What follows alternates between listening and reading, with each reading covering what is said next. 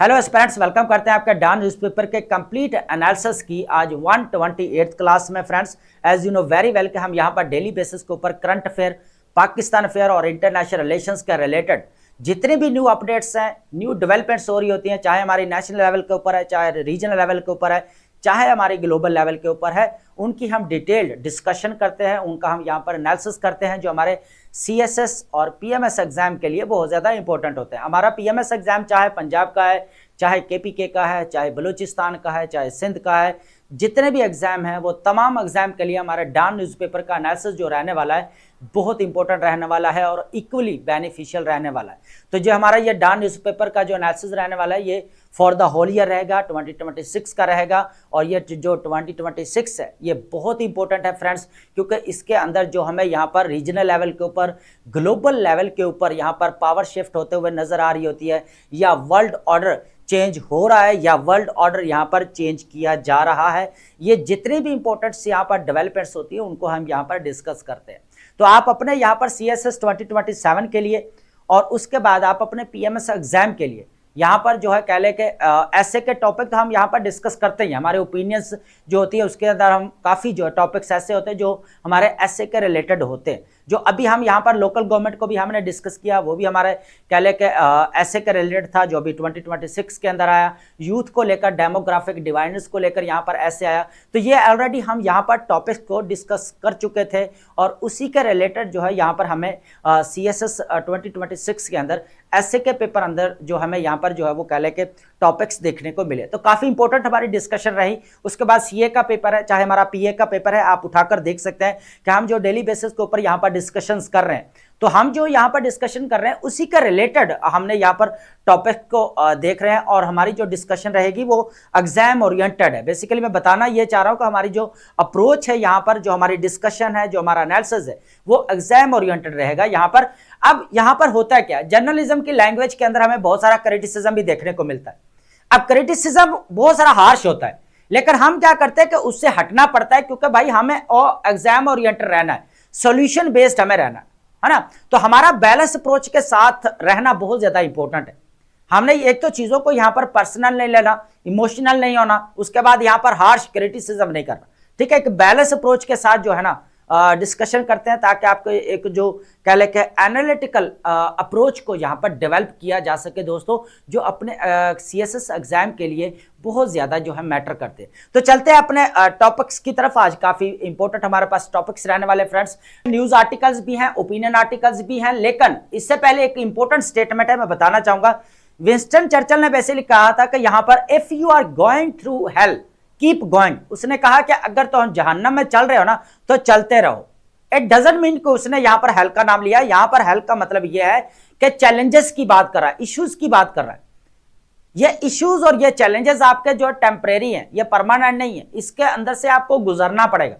आप हिम्मत हार कर जो है नहीं बैठेंगे यहां पर, बल्कि स्ट्रगल करते जाएंगे।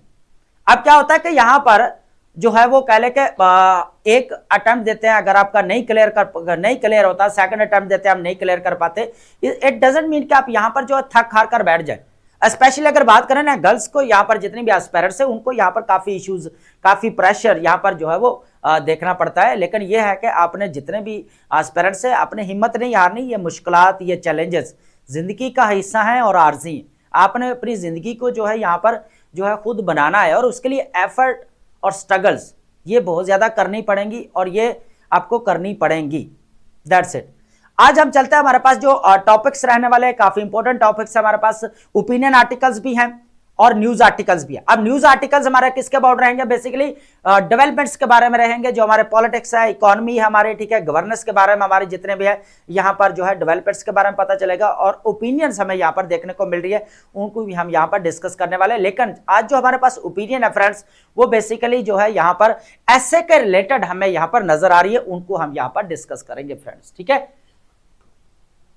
तो सबसे पहले हमारे पास जो ओपिनियन रहने वाली है यहाँ पर friends, no ethics in AI, इस चीज को यहाँ पर देखने वाले।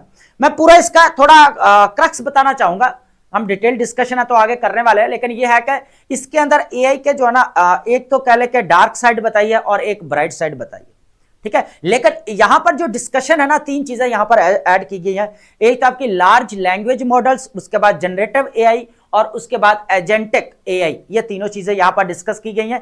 और इसके साथ साथ हम डिस्कस करेंगे misinformation, disinformation, false propaganda यहां पर देखेंगे। उसके बाद रेसिज्म के अगेंस्ट जिस तरह आर्टिफिशियल इंटेलिजेंस यूज हो सकती है। उसके बाद यहां पर जितने भी मिनोरिटी ग्रुप्स है या कह लें किसी रिलीजन के अगेंस्ट जो है यहां पर एआई का यूज हो सकता है या किया जा रहा है, या कुछ अग्रेसिव बिहेवियर हमें देखने को मिलता है। फॉर एग्जांपल इस्लाम यहां पर डिस्कस किया गया है केस स्टडी, तो इसको भी यहां पर ऐड करेंगे। ये हमारे ऐसे के रिलेटेड इंपॉर्टेंट रहेगा। जैसे हम यहां पर प्रीवियस ईयर में देखते हैं कि artificial intelligence has overstepped from its bounds, है ना, कि अपनी जो है ना वो कह के हदूद से यहां पर पार कर चुकी है, यहां पर उसको क्रॉस कर चुकी है। ठीक है, तो यहां पर हमने ऐसे लिखा था। उसके बाद हमारे पास था artificial intelligence death of creativity friends. ठीक है, तो ये हमारे पास उस वक्त था। ऐसे दोनों को उस वक्त यहां पर रोका यह जाता था कि यहां पर आर्टिफिशियल इंटेलिजेंस के ऐसे को कोई ना पिक करे। तो मैं कहता हूं कि जो यहां पर कोई रोकता है ना, एक तो इकोनॉमी का कोई लेकर रोकता है, और यहां पर आर्टिफिशियल इंटेलिजेंस को अगर कोई लेकर रोकता है ना ऐसे के ऊपर कि नहीं लिखना, तो मैं एक चीज यहां पर क्लियर करना चाहूंगा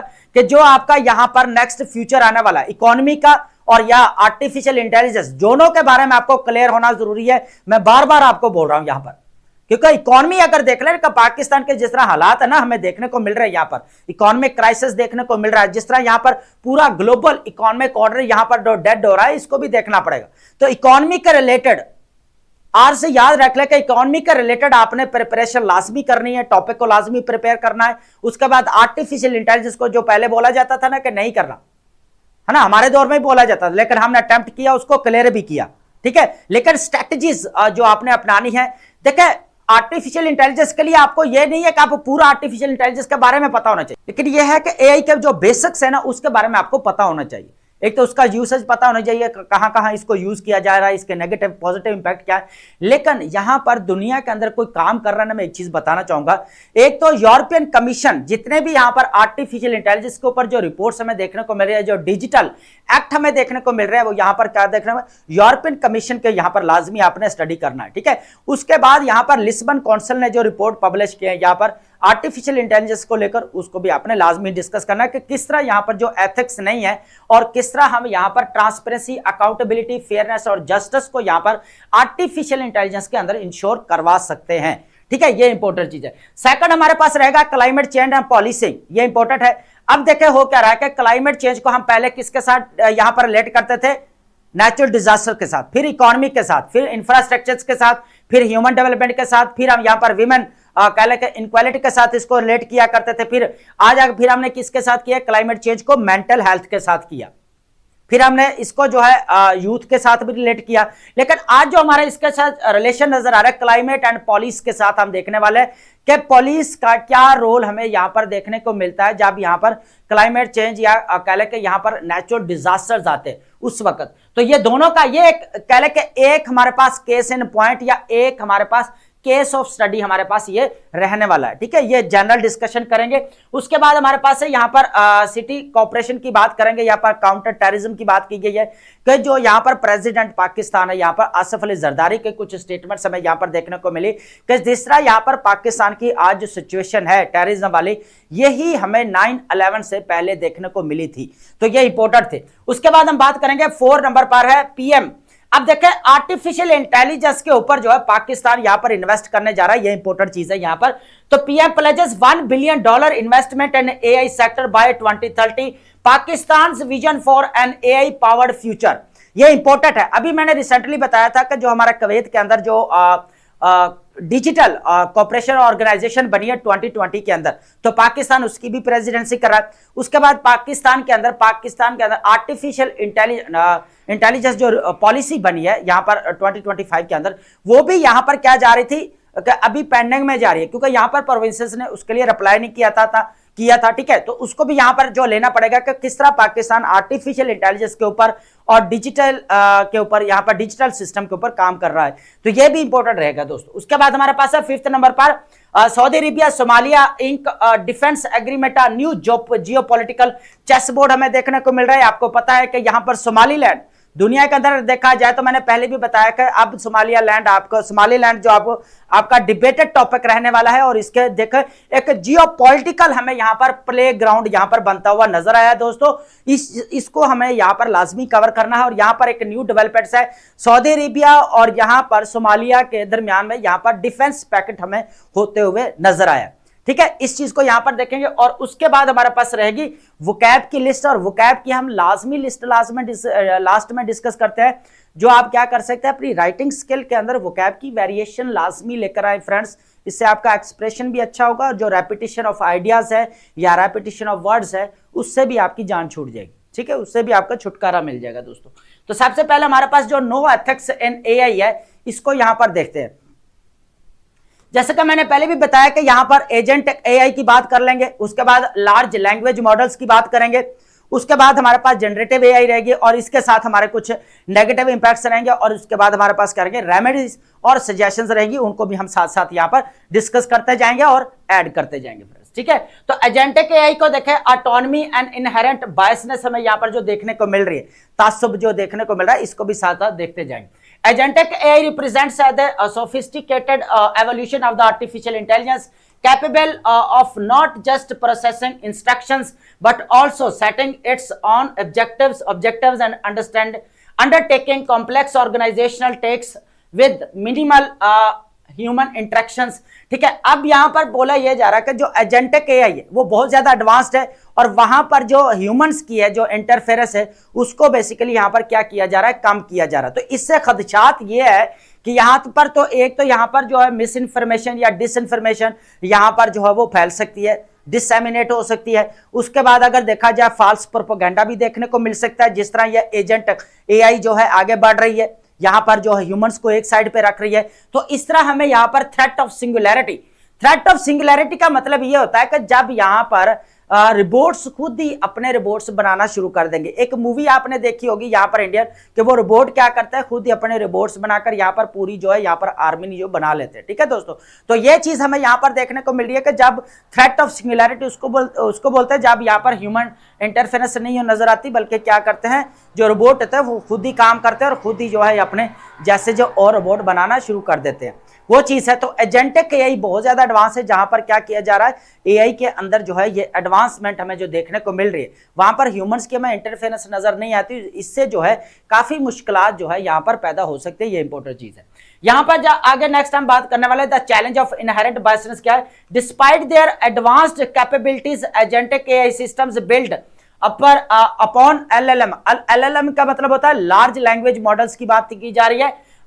Inherit and amplify the biases present in their training data, and they possess a significant ethical dilemma, and particularly concerning hidden forms of the racism and stereotyping। दो चीजें हमारे पास इंपॉर्टेंट रहेंगी, एक हमारे पास रेसिज्म है और सेकंड हमारे पास रहेगा स्टीरियोटाइप। ये हमारे पास दोनों एटीट्यूड हमें यहां पर देखने को मिल सकते हैं जो आर्टिफिशियल इंटेलिजेंस शो करवा। हालांकि लार्ज लैंग्वेज मॉडल अभी तक जो है यहां पर वो चीज देखने को नहीं मिली जो बायसनेस है, लेकिन यहां पर हो सकती है उसकी पॉसिबिलिटीज हमें नजर आ रही है। जिस तरह यहां पर आर्टिफिशियल इंटेलिजेंस का यूज डे बाय डे बढ़ता जा रहा है, तो यहां पर जो है रेसिज्म के चांसेस और यहां पर जो है वो स्टीरियोटाइप। अब रेसिज्म की जो बात की जा रही है ना, ब्लैक एंड व्हाइट की बात की जा रही है, बेसिकली अफ्रीकन कंट्रीज और अमेरिकन, इन दोनों की यहां पर बात की जा रही है फ्रेंड्स। ठीक है, उसके बाद है एलएलएम्स क्या करते हैं, react adversely to commands in African American English impacting decision making for those using this lingua franca। उसके बाद है models like GPT, chat GPT can produce human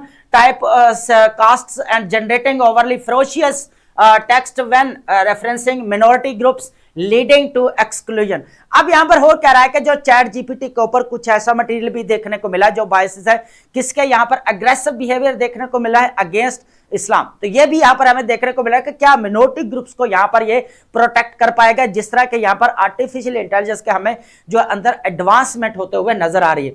these biases are not always visible but are deeply ingrained in the foundational resources used for training. अब होता क्या है कि वो कहता है कि ये हर वक्त तो हमें यहाँ पर विजिबल नहीं होते, लेकिन जब इसको ट्रेन किया जाता है या जो इसके अंदर अपडेट्स की जाती है तो वहां पर हो सकता है पॉसिबिलिटी है कि इसके अंदर जो है चीजें ऐसी डाल दी जाए, ठीक है, स्टीरियोटाइप्ड चीजें जो है यहाँ पर डाल दी जाए, रेसिज्म के या मिस इन्फॉर्मेशन या डिस इन्फॉर्मेशन किसी कम्युनिटी के, किसी मिनोरिटी ग्रुप्स के अगेंस्ट यहाँ पर, ठीक है, मिस इन्फॉर्मेशन कह सकते हैं, डिस इन्फॉर्मेशन कह सकते हैं यहाँ पर दोस्तों, फाल्स प्रोपेगेंडा आप कह सकते हैं। तो वो चीजें जो है यहाँ पर कहा जा रहा है कि ऐड की जा सकती हैं इसके अंदर आर्टिफिशियल इंटेलिजेंस के अंदर, ठीक है दोस्तों। उसके बाद हम बात करेंगे यहाँ पर जो इसके वे फॉरवर्ड क्या हो सकते हैं। बेसिकली देखिए एक चीज और क्लियर कर दूं, कुछ चीजें ऐड नहीं है तो मैं ऐड कर देता हूं यहाँ पर कि आर्टिफिशियल इंटेलिजेंस का ओवरऑल अगर देखा जाए तो मेडिकल की फील्ड के अंदर बहुत ज्यादा यूज किया जा रहा है ना। जिस तरह यहाँ पर इलेक्ट्रॉनिक सर्जरीज की जा रही है, 3D बॉर्न प्रिंटिंग हमें देखने को मिल रही है ना, इलेक्ट्रॉनिक सर्जरीज की जा रही है दोस्तों यहाँ पर, तो बहुत ज्यादा पॉजिटिव रोल देखने को मिल रहा है। मेडिसिन जो है यहाँ पर मेडिसिन बहुत सारी इससे प्रोड्यूस की जा रही है आर्टिफिशियल इंटेलिजेंस की मदद से, ठीक है, जहां पर इंसानों की जो है यहाँ पर कह लें कि जो जरूरत होनी चाहिए, जो यहाँ पर वो रिक्वायरमेंट को पूरी नहीं कर पाते, तो वहां पर आर्टिफिशियल इंटेलिजेंस जो है यहाँ पर उसको उसका गैप जो है वो फिल कर रहे हैं।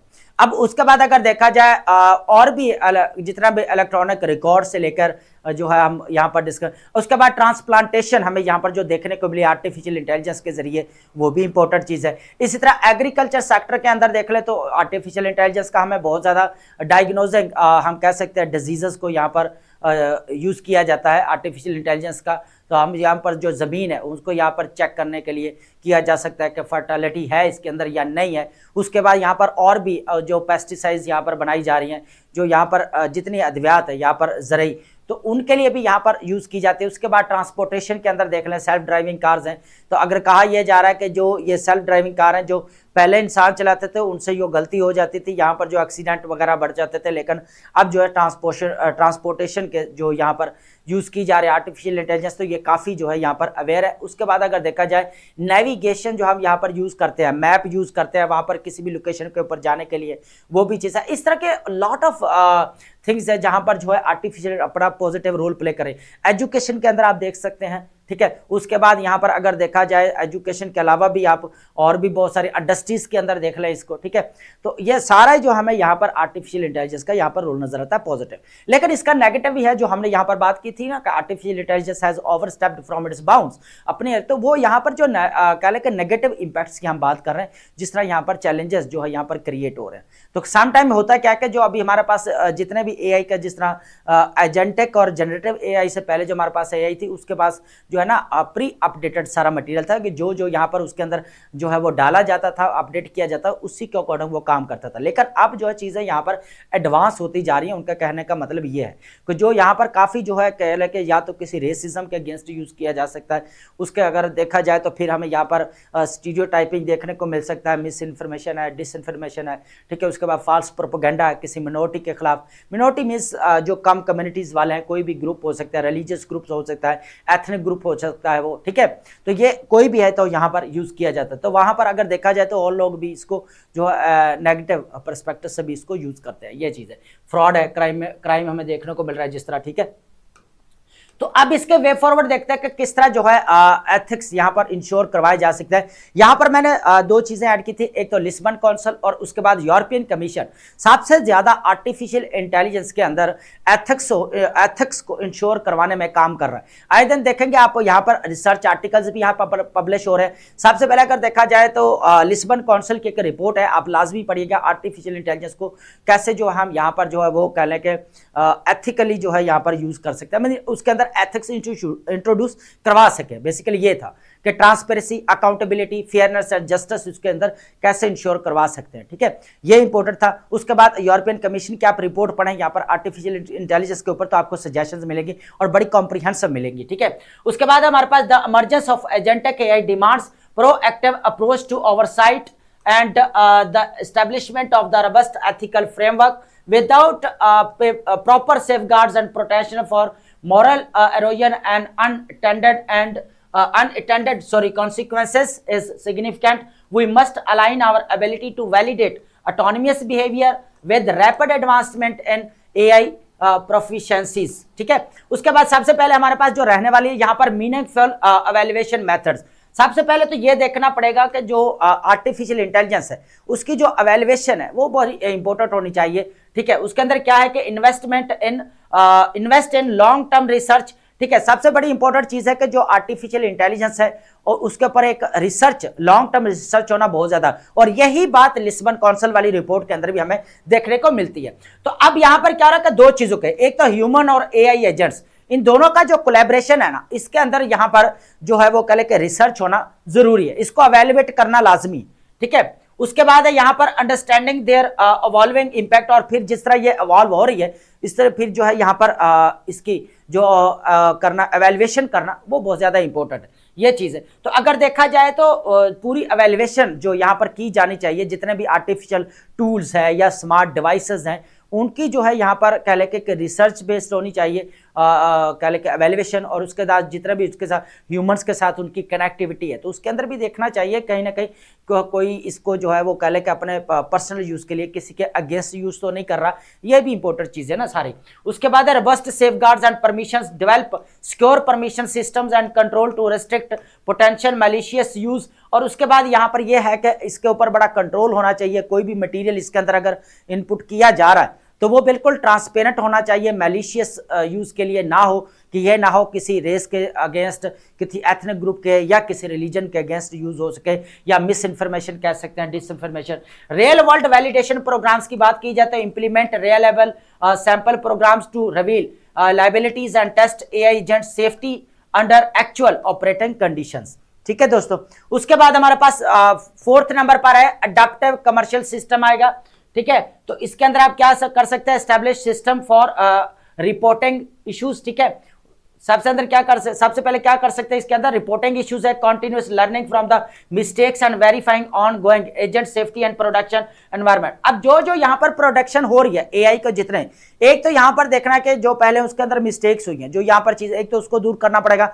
उसके बाद दूसरी चीज यह है कि जिस तरह उसकी प्रोडक्शन बढ़ रही है तो उसके अंदर ट्रांसपेरेंसी, अकाउंटेबिलिटी होना जरूरी है, फेयरनेस, जस्टिस होना जरूरी है, ताकि वो जितने भी कह लें एनवायरमेंट के अंदर यूज किए जा रहे हैं हमारे, वो जितने भी फील्ड्स के अंदर, क्या वो सही यूज किए जा रहे हैं या किसी के अगेंस्ट यूज किए जा रहे हैं, ये भी इंपॉर्टेंट चीज है ना, ये भी देखना पड़ेगा। उसके बाद है एथिकल आर्किटेक्चर डिजाइन की बात की जाए, integrate principles that tolerate uncertainty, promote cultural diversity and introduce deliberate pauses for the human reflection before critical decision makings. तो ये भी आर्किटेक्चर जो यहाँ पर है वो बहुत ज्यादा इंपॉर्टेंट है, जो इसको डिजाइन किया जा रहा है, इसके अंदर एथिकल पर्सपेक्टिव। एक चीज तो है दोस्तों यहाँ पर कि आर्टिफिशियल इंटेलिजेंस का ना तो इमोशंस है इसके अंदर, ना कोई इसके अंदर फीलिंग्स है जो यह अंडरस्टैंड कर सके कि जिस तरह यहाँ पर ह्यूमन बीइंग्स की जिस तरह फीलिंग्स है, इमोशंस है, तो ये चीज बिल्कुल इसके अंदर नहीं है।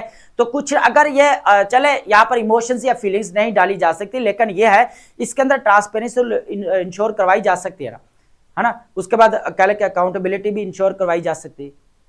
ठीक है, अब ये सारी चीजें होंगी। एक तो जो यहाँ पर आर्टिफिशियल इंटेलिजेंस या कह लें कि यहाँ पर स्मार्ट डिवाइसेस हैं या कह लें कि डिजिटल टूल्स बनाने वाली कंपनीज है, उनको यहाँ पर जो है इसके ऊपर रिसर्च करनी पड़ेगी, एक्सपर्ट इसके ऊपर बनाने पड़ेंगे। उसके बाद अगर देखा जाए इंस्टीट्यूशंस के अंदर अगर इसको इंट्रोड्यूस करवाया जा रहा है, क्या यहाँ पर उनका ट्रांसपेरेंट यूज हो रहा है, ये भी देखना पड़ेगा। तो ये वो चीजें हैं जो हम फर्दर जो है यहाँ पर इसके अंदर ऐड कर रहे हैं दोस्तों। ठीक है, तो ये 5 है, लेकिन इससे हटकर जो है और बहुत ज्यादा इंपॉर्टेंट चीज है वो आप ऐड कर सकते हैं जिस तरह मैंने बताया यहां पर। ठीक है, अब बात करेंगे यहां पर क्लाइमेट, और उसके बाद हमारे पास रहेगा पॉलिसिंग। अब देखें यहां पर फ्रेंड्स, पहले मैंने बताया कि क्लाइमेट को चेंज के साथ हम ऑलरेडी टॉपिक को रिलेट कर चुके हैं कि इकोनॉमिक लॉस होता है, नेचुरल डिजास्टर्स आ जाते हैं, वुमेन एम्पावरमेंट नहीं हो पाती, यहाँ पर हेल्थ इश्यूज बढ़ जाते हैं। ठीक है, इंफ्रास्ट्रक्चर यहाँ पर तबाह हो जाता है, वाटर इनसिक्योरिटी हमें देखने को मिलती है, एग्रीकल्चर हमारा यहाँ पर तबाह हो जाता है, फूड इनसिक्योरिटी यहाँ पर बढ़ जाती है। लेकिन क्लाइमेट चेंज यहाँ पर देखने वाले पॉलिसी के साथ इसको रिलेट किया गया है, यह भी एक केस एंड पॉइंट रहेगा। जैसे मैंने पहले बताया है, climate change is profoundly reshaping the role of the law enforcement, adding complex responsibilities beyond traditional crime fighting. सबसे पहले इनकी ड्यूटीज और भी बहुत ज्यादा ड्यूटीज है यहाँ पर, लेकिन कुछ हमने मेंशन किए ताकि आपको क्लियर कर पाए। Help with evacuation, rescue, control traffic, secure relief camps, ठीक है, डिस्ट्रीब्यूशन पॉइंट्स है, प्रोटेक्ट अबंडेंट प्रॉपर्टीज है, प्रोवाइड पब्लिक हेल्थ सपोर्ट है, मेडिएट रिसोर्स कॉन्फ्लिक्ट है, डिफेंड इंफ्रास्ट्रक्चर्स है एंड मेंटेन ऑर्डर्स है। तो ये सारी चीजें जो है ना यहाँ पर अगर देखा जाए, जिस तरह यहाँ पर नेचुरल डिजास्टर्स आते हैं, फ्लड्स आते हैं, हमें देखने को मिलता है, तो यहाँ पर पुलिस का रोल बढ़ जाता है। तो पुलिस फिर यहाँ पर अपना रोल प्ले करती है। आप जितना भी यहाँ पर लेके कह लेके जितना भी रेस्क्यू वाले अपना बेचारे काम कर रहे होते हैं, ट्रैफिक वाले अपना काम कर रहे होते हैं, यहाँ पर जितने भी स्पेशल यूनिट बनाए जाते हैं वो अपना काम कर रहे होते हैं। यहाँ पर जो कह लेके वुमेन्स को इश्यूज सामना करना पड़ते हैं, वापस यहाँ पर रॉबरीज हो जाती हैं, घरों को यहाँ मतलब लूट लिया जाता है, तो सारी चीजें यहाँ पर देखी जाती है। तो पुलिस का रोल जो है हमें यहाँ पर देखने को मिलता है फ्रेंड्स, तो वो यहाँ पर बढ़ता हुआ नजर भी आता है। ठीक है, उसके बाद जो इवॉल्विंग क्राइम जो हमें यहाँ पर देखने को मिल रहे हैं, है ना, सबसे पहले अगर देखा जाए टिम्बर स्मगलिंग। टिम्बर स्मगलिंग का मतलब होता है लकड़ी की चोरी जो की जाती है या स्मगलिंग। अब कोई कुछ लोग लकड़ी का यूज करते हैं यहाँ पर पर्सनल यूज के लिए भी लेकर जाते हैं, कुछ जो है यहाँ पर कह लेके फर्नीचर्स के लिए भी करते हैं, कुछ यहाँ पर सेल के लिए लेकर जाते हैं। तो इस तरह जो है इनकी स्मगलिंग। उसके बाद फॉरेस्ट इंक्रोचमेंट, यहाँ पर नाजायज कब्जा जो बढ़ता जा रहा है उसको भी जो है देखना पड़ेगा। उसके बाद वाइल्ड हंटिंग, जो शिकार करने वाला है वो भी यहाँ पर जितना भी इको फ्रेंडली जो है यहाँ पर कह ले स्पीशीज हैं वो यहाँ पर कह ले के खत्म हो रहे हैं, तो वो भी देखना पड़ेगा कि किस तरह यहाँ पर हो रहे हैं। स्मगलिंग है। उसके बाद situations conducive to cyber fraud है, देखने को मिल रहा है। फेक एनजीओस हमें देखने को मिल रही है। फ्रॉड एंड एड डिस्ट्रीब्यूशन है, ये भी इंपॉर्टेंट चीज है। करप्शन एंड रिकंस्ट्रक्शन कॉन्ट्रैक्ट्स है। उसके बाद थेफ्ट एंड इवैक्यूएटेड एरियाज है। Climate change intensifies conditions conducive to crimes like domestic violence। इस तरह के जो है हमें यहाँ पर वायलेंस देखने को मिलते हैं जब यहाँ पर क्लाइमेट चेंज हमें उसके इम्पैक्ट, नेगेटिव इम्पैक्ट देखने को मिलता है। जब नेचुरल डिजास्टर्स आते हैं, फ्लड यहाँ पर आ जाता है, तो उसके बाद बारिशें बहुत ज़्यादा आ जाती है। उसके बाद यहाँ पर हमें डोमेस्टिक वायलेंस भी देखने को मिलता है, बाकी चीज़ें भी बहुत सारी यहाँ पर हो रही होती है। ठीक है, तो ये एक केस एंड पॉइंट रहेगा, एक केस स्टडी रहेगा जो आप ऐड कर सकते हैं। और भी बहुत सारी चीज़ें जहाँ पर पुलिस का रोल बताया गया है, जहाँ पर बढ़ जाता है। लेकिन इसको ठीक किया कैसे जा सकता है कि इसकी एफिशिएंसी या इफेक्टिवनेस को कैसे पुलिस की बढ़ाया जा सकता है ड्यूरिंग नेचुरल डिजास्टर्स, ये भी इंपॉर्टेंट चीज है। बिल्डिंग रेजिलियंस पाथ फॉरवर्ड की अगर बात की जाए, effective policing and climate stressed world demands integration of the climate risk into the standard operating procedures and significant investment and training technology. उसके बाद हमारे पास inter agency collaboration. Police should buy drones for disasters, ये भी important चीज है। अब drones का जो देखा आर्टिफिशियल इंटेलिजेंस का यूज बढ़ता जा रहा है, तो यहाँ पर हमें भी उसके साथ जो है यहाँ पर साथ साथ उसको लेकर चलना पड़ेगा। तो एक तो ड्रोन्स, यहाँ पर जितना आर्टिफिशियल इंटेलिजेंस, अभी ड्रोन्स कौन यूज कर रहा है पाकिस्तान के अंदर सबसे ज्यादा? यहाँ पर जो टेररिज्म जो बढ़ रही है ना, टेररिस्ट ग्रुप्स, ये कहा जा रहा है कि सबसे ज्यादा ड्रोन्स यूज कर रहे हैं। उनके पास इतनी एडवांस टेक्नोलॉजी कहां से आई भाई? तो यहां पर हमारी कह है कि यह कहा जा रहा है कि जो हमारी पुलिस के पास इतनी एडवांस टेक्नोलॉजी नहीं है, उससे ज्यादा तो मिलिटेंट्स ग्रुप्स के पास है। तो ये चीज है। तो यहां पर अगर देखा जाए तो एक तो हमें यहां पर ड्रोन्स लेकर आना पड़ेगा सर्विलियंस के लिए। उसके बाद मोबाइल सिस्टम्स होने चाहिए, blackouts and uniform suitable to weather and terrain. उसके बाद drones can monitor flood and forest crimes. और उसके बाद GPS can help patrol remote areas. ठीक है, उसके बाद यहाँ पर पुलिस, ऑब्वियसली बात है, जब नेचुरल डिजास्टर्स आएंगे तो जो पुलिस यहाँ पर गश्त करती तो वो यहाँ पर उनकी रुक जाएगी यहाँ पर, है ना, तो वो भी रुकावट पैदा होगी। तो यहाँ पर ये है कि जब ड्रोन्स होते हैं उनके जरिए मॉनिटर किया जा सकता है जो फ्लडेड एरियाज है, जहां जहां पे जो है रुकावट है जाने में, तो उस चीज को किया जा रहा है, बेसिकली मॉनिटर किया जा सकता है। सोलर पावर्ड कम्युनिकेशन होनी चाहिए टावर, ताकि अगर आपका इंफ्रास्ट्रक्चर यहाँ पर तबाह हो जाता है, आपका इलेक्ट्रिसिटी का निजाम नहीं रहता, तो आपके पास ऑल्टरनेटिव होना चाहिए, सोलर सिस्टम होना चाहिए, जिसके जरिए जो लाइट्स की कमी है या इतनी हेल्थ इश्यूज हैं या प्रॉब्लम्स है, आप गर्मियों के अंदर अगर यहाँ पर नेचुरल डिजास्टर्स आ जाए, ऊपर से इलेक्ट्रिसिटी आपकी चली जाए, तो यहाँ पर तो फिर मच्छरों से तो वो बीमारियां फैलती है, डेंगू वगैरह ये वो, तो किस तरह की जो है यहाँ पर क्या लेकर बीमारियां फैलती है। तो ये इलेक्ट्रिसिटी के ऑल्टरनेटिव अगर देखा जाए तो सोलर सिस्टम को लेकर आना पड़ेगा, ताकि पुलिस जो है ना इसको यूज कर सके और एक अच्छे क्या लेके यहाँ पर पब्लिक सर्विस डिलीवरी बेसिकली हो सके। ये सारी चीजें response, climate resilience, police station need for solar backup होना चाहिए, एलिवेटेड डिजाइन होने चाहिए, बेटर वेंटिलेशन होने चाहिए, इमरजेंसी वाटर शॉर्टेज और स्टोरेज होना चाहिए। अब वाटर स्टोरेज भी जरूरी है, पानी होना एटलीस्ट, अगर कोई यहाँ पर पानी नहीं मिल रहा है किसी कोई कम्युनिटी को, तो यहाँ पर पुलिस स्टेशन बने, उनके पास अगर कोई पानी का स्टोरेज है तो वो क्या कर सकते हैं, यहाँ पर उनकी हेल्प कर सकते हैं, उनको प्रोवाइड कर सकते हैं, उनके पास सोलर सिस्टम होगा, उनके पास एकदम से जो पब्लिक सर्विस डिलीवरी में आसानी होगी, बेसिकली ये कहा जा रहा है। ठीक है दोस्तों, तो ये केस पॉइंट रहेगा हमारे पास, केस एंड पॉइंट रहेगा जो आप नोट डाउन कर सकते हैं। अब बात करते हैं कि सिटी, यहाँ पर हमारे पास जो कॉपरेशन है बेसिकली काउंटर टेररिज्म को यहाँ पर देखेंगे कि resurgence of the terrorism Pakistan urgent challenge, president Zardari warning about Afghanistan resemblance to its 9/11 states and with group like TTP and its operating freely highlights a crucial and multifaceted threat to Pakistan's security. ये important रहेगा। उसके बाद Afghan nexus, the TTP maintains cordial ties with Afghan Taliban leveraging safe havens and while ISK जो हमें यहाँ पर Daesh और खरासान नजर आता है hostile to the Taliban also operations in border areas. उसके बाद एक्सटर्नल एलिगेशंस की बात की जाए, concern included alleged assistant to Taliban regime of funding for the terrorists for external actors further complicating the security landscape. अब इसका मैं यहाँ पर ओवरव्यू देना चाहूंगा। बेसिकली ये बताया जा रहा है कि जो ये सिचुएशन 9/11 से पहले हमें यहाँ पर देखने को मिली थी कि जिस तरह यहाँ पर तालिबान जो यहाँ पर कह ले के टेररिज्म को बढ़ा रहे थे, जिस तरह टेररिस्ट एक्टिविटीज देखने को मिली, जितने भी TTP, सबसे पहले तो हमें यहाँ पर TTP देखने को मिला, फिर अलकायदा आ गया, तो ये सारी हमें यहाँ पर मिलिटेंट्स ग्रुप से देखने को मिले जो 9/11 से ज्यादा बहुत ज्यादा जहाँ यहाँ पर मुतहरक थे। ठीक है, उसके बाद यही जो सिचुएशन है आज हमें यहाँ पर जो देखने को मिल रही है ISK जो यहाँ पर अब इस्लामाबाद के अंदर जो यहाँ पर इमाम बारगाह वाला यहाँ पर अटैक, अब ये कहा जा रहा है कि ये जो यहाँ पर रिस्पॉन्सिबिलिटी ली है बेसिकली किसने लिया, पर दाइश को बोला जा रहा है कि उन्होंने ली है। अब ISK यहाँ पर हमें देखने को मिल रहा है जो दाइश और उसके बाद यहाँ पर जो खरासान, अब ये मिलिटेंट्स ग्रुप्स यहाँ पर बढ़ते हो रहे हैं। हालांकि ये अगर देखा जाए तालिबान के खिलाफ भी है, हॉस्टाइल भी है, लेकिन फिर भी ये बॉर्डर एरिया के ऊपर हमें कह ले कि यहाँ पर चैलेंजेस क्रिएट करते हुए नजर आ रहे हैं, तो ये भी चीज है। एस्केलेटिंग अटैक्स की बात की जाए, recent incidents like Islamabad suicide bombs claimed by IS with alleged Afghan, उसके बाद मास्टरमाइंड एंड उसका इमाम बारगाह जो यहाँ पर कल अटैक हुआ, signal a growing threat, call for unity, political actors must set aside differences and prioritise unity and intelligence driven approach to combat terrorism and protect vulnerable communities. ये इंपॉर्टेंट है, ये बताया ये जा रहा है कि यहाँ पर एक पेज को अब पॉलिटिकल एक तो ये है ना कि जितने भी अगर देखा जाए ना हर प्रोविंस के अंदर अपनी पॉलिटिकल पार्टी एक गवर्नमेंट रन करे, तो जब इस तरह की सिचुएशन हो ना, जब सिक्योरिटी का मामला हो और पाकिस्तान के जब कह ले के इस तरह चैलेंजेस फेस करना पड़े, तो फिर क्या होगा कि यहाँ पर जितने भी पॉलिटिकल पार्टीज है उनको एक पेज पर ऊपर आने की जरूरत है। यहाँ पर dialogues, engagement, truth and reconciliation बहुत ज्यादा जरूरी है, क्योंकि ये नेशनल इंटरेस्ट की खातिर है। तो ये चीजें बेसिकली यहाँ पर कही जा रही है। ठीक है, तो जिस तरह यहाँ पर पाकिस्तान को एक बार फिर जो है यहाँ पर टेररिज्म ने क्या किया हुआ है, ट्रैप कर लिया पूरा। अगर देखा जाए जिस तरह हमें बलूचिस्तान के अंदर अटैक्स देखने को मिले,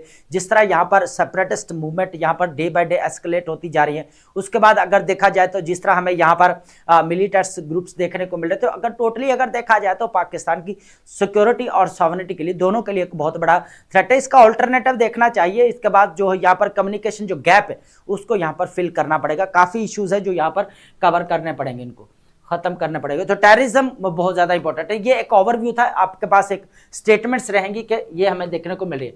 उसके बाद ये इंपॉर्टेंट है कि पाकिस्तान आर्टिफिशियल इंटेलिजेंस के क्या रेडी है, तो ये हमारे पास केस एंड पॉइंट रहेगा।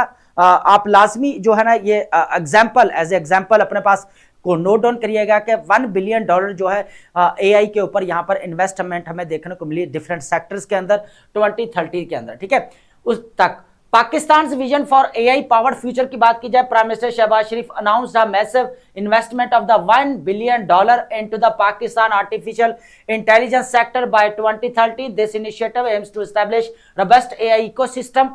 ठीक है, AI इकोसिस्टम। उसके बाद empower the nations youth and drive future ready digital economy. अब ये चीज है ना, अब हम पीछे भी हम बात करते थे नॉलेजेबल की इकोनॉमी की, हमने बात की इनफॉर्मल इकोनॉमी की, यहां पर हमने बात की थी, लेकिन आर्टिफिशियल इंटेलिजेंस अपने डिजिटल इकोनॉमी के अंदर अपना रोल प्ले कर सकती है। तो ये इंपॉर्टेंट है कि जिस तरह यहां पर यूथ अभी जो कहा, ये यहां पर ये भी चीज कही है कि 60% जो हमें पाकिस्तान के अंदर यूथ देखने को मिलते हैं, उनको इंपावर करने के लिए, उनको स्किल्स सिखाने के लिए भी बहुत ज्यादा इंपॉर्टेंट है कि यहां पर जो इन्वेस्टमेंट की जा रही है। और अब स्किल्स किसकी बात की जा रही है, बेसिकली आर्टिफिशियल इंटेलिजेंस की जितनी भी स्किल्स है या टीचिंग्स है वो बहुत ज्यादा इंपॉर्टेंट है। अब उसके लिए क्या हो रहा है कि यहां पर AI curriculum in federal schools already यहां पर इंट्रोड्यूस करवा दिया गया है। उसके बाद new AI education to equip students with modern knowledge from an early stages, 1000 PhD scholarship in AI fully funded opportunities by 2030 to foster advanced research and expertise. उसके बाद 1 million non IT pros trained, a nationwide program to boost productivity and improve livelihoods and across various sectors। अब ये जितने भी हमारे पास यहाँ पर case study बहुत है, एक तो आप करिकुलम के अंदर फेडरल स्कूल्स के अंदर, दूसरा PhD स्कॉलर, उसके बाद 1 मिलियन नॉन IT प्रोज जो है यहाँ पर हमें ट्रेंड होते हुए नजर आएंगे। तो ये भी इंपॉर्टेंट चीज है। अगर सबसे पहले की एरिया देखे जाए, कौन कौन से हमारे सेक्टर्स की बात की जाए, $1 बिलियन की priority sectors for AI intervention अगर देखा जाए, AI interventions will be strategically focused on critical areas to maximise national impact and economic growth. सबसे पहले हमारे पास रहेगा agriculture, enhancing yield, quality and यहां पर एफिशिएंसी। तीनों चीज, एक तो प्रोडक्शन को बढ़ाना है, क्वालिटी को मेंटेन करना और एफिशिएंसी को बढ़ाना है। उसके बाद माइंस एंड मिनरल्स, ये दोनों इंपॉर्टेंट है, यू नो वेरी वेल कि क्रिटिकल मिनरल्स का दौर है यहां पर, ठीक है। तो उसके बाद देखा जाए ऑप्टिमाइजिंग एक्सट्रैक्शन, निकालने का जो जरिया है ना वो भी इंपॉर्टेंट होना चाहिए। रिसोर्स मैनेजमेंट है। उसके बाद industry, commerce and trade, driving growth and innovation और यूथ इंपावरमेंट, ये इंपॉर्टेंट हमारे पास रहेगा। जो हम बात कर रहे थे ना डेमोग्राफिक डिवाइडेंड्स की, तो डेमोग्राफिक डिवाइडेंड्स के बहुत सारे एडवांटेजेस भी हैं अगर इसको सही से यूज किया जाए तो। जिस तरह ऐसे आया था ना हमारा जो 2026 के अंदर यूथ वाला, यूथ बल्ज और डेमोग्राफिक डिवाइडेंड्स और डेमोग्राफिक बॉम्ब, तो हमारे पास डेमोग्राफिक डिवाइडेंड्स लिखना चाहिए था, वो हमारे लिए ज्यादा इंपॉर्टेंट रहेगा, ठीक है। जिस तरह हमारे यहाँ पर अपॉर्चुनिटी है और उसको किसा अवेल किया जा सकता है, फायदा उठाया जा सकता है। तो youth occupying large young population with future proof skills है। तो Pakistan is absolutely ready to accept the challenge and work with our global partners and with great commitment and dedication, prime minister Shahbaz Sharif. तो ये हमारे पास यहाँ पर इंपॉर्टेंट चीजें जो discussion में लेकर आए हम, ये आप लाजमी ऐड करिएगा। जो हम यहाँ पर ये इस तरह के पॉइंट ऐड करते हैं, ये क्यों, ये हमारे जब आर्टिफिशियल इंटेलिजेंस के रिलेटेड जब पाकिस्तान अफेयर में या कह लें कि ऐसे के पेपर में ऐसे पूछ लिया जाए, तो उसके अंदर आप केस स्टडी कहां से डालेंगे जब पाकिस्तान पता ही नहीं होगा आपको कहां से हमने यहां पर फैक्ट्स एंड फिगर देने, एग्जांपल कहां से देनी है, या इन्वेस्टमेंट कहां कहां पे की गई है एआई के ऊपर पाकिस्तान की तरफ से की गई है या नहीं की गई। तो इस तरह की डेवलपमेंट से आपको पता होना चाहिए ताकि आप एटलीस्ट यहां पर रेफरेंस कोट कर सके, ठीक है। आगे इंप्लीमेंटेशन होना या ना होना वो एक अलग बात है, लेकिन ऑन द स्पॉट ये चीजें जो डेवलप हो रही हैं उनको आप लाजमी ऐड करेंगे। लेकिन आप नीचे ये भी तो डिस्कस करते हैं ना, जहां पर चैलेंजेस की बात आती है तो आप वहां पर बता देते हैं कि भाई इंप्लीमेंटेशन का भी प्रॉब्लम है, इंप्लीमेंटेशन भी प्रॉपर नहीं हो पाती, ये भी चीज आप क्लियर कर देते हैं ना। तो ये इसलिए यहां पर जो जितनी भी हम चीजें डिस्कस कर रहे हैं ना, ये आपको पता होनी चाहिए, ठीक है। अब बात करेंगे यहां पर सोमालिया की और यहां पर सऊदी अरेबिया के दरमियान में हमें यहां पर डिफेंस पैक्ट होते हुए नजर आया। दोस्तों ये इंपॉर्टेंट है, रीजनल पावर यहां पर शिफ्ट होते हुए नजर आ रही है। एक कह ले कि सोमालीलैंड एक जियोपॉलिटिकल प्लेग्राउंड बन चुका है यहां पर। अब आपको पता है कि जो सोमालीलैंड है बेसिकली हॉर्न अफ्रीका, मतलब पूरा आपका सोमालिया भी है, सोमालिया पूरा सी की तरह जो यहाँ पर हमें उसकी लोकेशन देखने को मिलती है। एक तरफ तो गल्फ ऑफ एडन देखने को मिलता है, एक तरफ जो हमें यहाँ पर इंडियन ओशन देखने को मिलता है, बाबुल मंदीब आता है, रेड सी आता है, उसके बाद आपका मेडिटेरेनियन सी, पूरा यूरोप कनेक्टिविटी होती है। तो अब इसकी जो माउथ के ऊपर है, बिल्कुल बाबुल मंदीब के ऊपर, तो एक तरफ हमें यमन नजर आता है। अब यमन के अंदर 3 ग्रुप हमें यहाँ पर नजर आते हैं कंट्री, एक तो हमें ईरान नजर आता है हौदीस, एक तरफ एसटीसी को जो सपोर्ट करने वाला यूएई, अभी जो यहाँ पर कॉन्फ्लिक्ट हुआ, तीसरी साइड पे आता है सऊदी अरेबिया हमें नजर आता है। अब तीनों के इंटरेस्ट नजर आ रहा है। अब हो क्या रहा है कि जो सोमालीलैंड को अभी जो कह लें कि यहाँ पर 2025 के अंदर जो इजराइल ने यहाँ पर रिकॉग्नाइज किया सोमालीलैंड को, अब देखा जाए तो इजराइल की तरफ से ये जो सारी जो यहाँ पर स्मगलिंग हो रही है ना, यहाँ पर जो ट्रेड हो गया है ना, वो इसके लिए बंद की, इसको चैलेंजेस फेस करना पड़ता है। तो अब क्या है कि इंडियन ओशन के जरिए अगर सोमालीलैंड के ऊपर ये इन्वेस्ट कर रहा है ना इजराइल, अब इसके इंटरेस्ट सबसे ज्यादा है इजराइल के सोमालीलैंड के ऊपर। इसको पता है भाई वो माउथ है, वहां से जो है ना इंडिया के साथ इसकी क्या होगी, यहाँ पर ट्रेड होगी। तो इंडिया और यहाँ पर इजराइल और यूएई का जो हमें यहाँ पर एक्सेस देखने को मिल रहा है। ठीक है दोस्तों, अब सोमालिया के ऊपर क्या हुआ कि यहाँ पर सबसे ज्यादा जो इन्फ्लुएंस सऊदी अरेबिया का देखने को मिल रहा है। ठीक है, उसके बाद यहाँ पर टर्की का देखने को मिल रहा है, पाकिस्तान भी जो है यहाँ पर सपोर्ट कर रहा है।